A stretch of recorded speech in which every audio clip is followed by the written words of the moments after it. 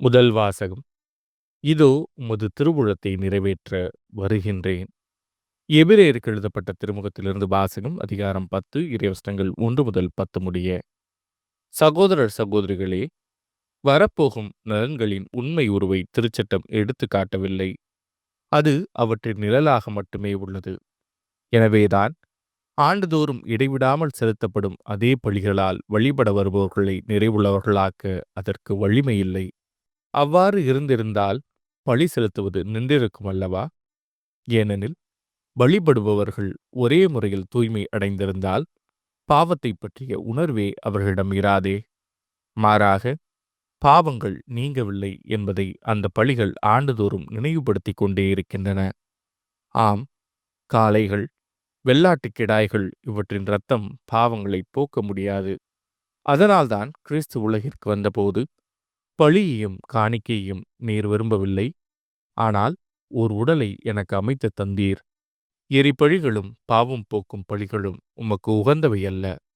எனவே நான் கூறியது, என் கடவுளே, உமது திருவுளத்தை நிறைவேற்ற இதோ வருகின்றேன்.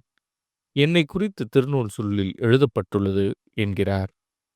திருச்சட்டப்படி செலுத்தப்பட்ட போதிலும் நீர் பழிகளையும் காணிக்கைகளையும் எரிபழிகளையும் பாவம் போக்கும் பழிகளையும் விரும்பவில்லை. இவை உமக்கு உகந்தவை அல்ல என்று அவர் முதலில் கூறுகிறார். பின்னர் உமது திருவுளத்தை நிறைவேற்ற இதோ வருகின்றேன் என்கிறார்.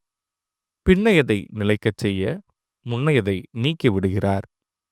இந்த திருவுளத்தால்தான் இயேசு கிறிஸ்து ஒரே ஒரு முறை தம் உடலை பலியாகச் செலுத்தியதன் மூலம் நாம் தூயவர் ஆக்கப்பட்டிருக்கிறோம். இது ஆண்டவரின் அருள்வாக்கு. இறைவா, உமக்கு நன்றி. பதிலுரை பாடல். உமது திருவுளம் நிறைவேற்ற கடவுளே, இதோ வருகின்றேன்.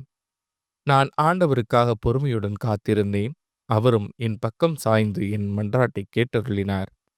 புதியதொரு பாடலை, நம் கடவுளை புகழும் பாடலை என் நாவினின்று எழச் செய்தார். உமது திருவுளம் நிறைவேற்ற கடவுளே, இதோ வருகின்றேன். பழியையும் காணிக்கைகளையும் நீர் விரும்பவில்லை. இதை பழியையும் பாவம் போக்கும் பழியையும் நீர் கேட்கவில்லை. ஆனால் என் செவிகள் திறக்கும்படி செய்தீர்.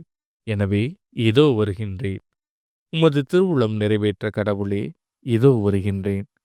என் நீதியை நீர் நிலைநாட்டிய நற்செய்தியை மாபெரும் சபையில் அறிவித்தேன். நான் வாயை மூடிக்கொண்டிருக்கவில்லை. ஆண்டவரே, நீர் இதை அறிவீர். உமது திருவுளம் நிறைவேற்ற கடவுளே, இதோ வருகின்றேன். உமது நீதியை நான் என் உள்ளத்தின் ஆழத்தில் மறைத்து வைக்கவில்லை.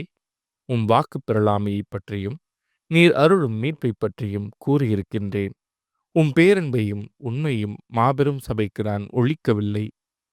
உமது திருவுளம் நிறைவேற்ற கடவுளே, இதோ வருகின்றேன். நற்செய்தி வாசகம். கடவுளின் திருவுளத்தை நிறைவேற்றுபவரே என் சகோதரரும் சகோதரியும் தாயும் ஆவர். மார்க் எழுதிய தூய நற்செய்தியிலிருந்து வாசகம். அதிகாரம் 3 இறைவசனங்கள் 31 முதல் 35 முடிய. அக்காலத்தில் இயேசுவின் தாயும் சகோதரர்களும் வந்து வழியே நின்று கொண்டு அவரை வரச் சொல்லி ஆள் அனுப்பினார்கள். அவரை சூழ்ந்து மக்கள் கூட்டம் அமர்ந்திருந்தது.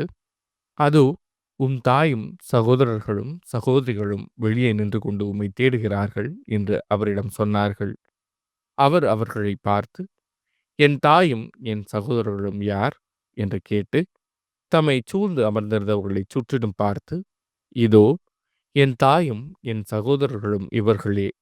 கடவுளின் திருவுளத்தை நிறைவேற்றுபவரே என் சகோதரரும் சகோதரியும் தாயும் ஆவார் என்றார். இது ஆண்டவரின் அருள்வாக்கு. கிறிஸ்துவே, உமக்கு புகழ்.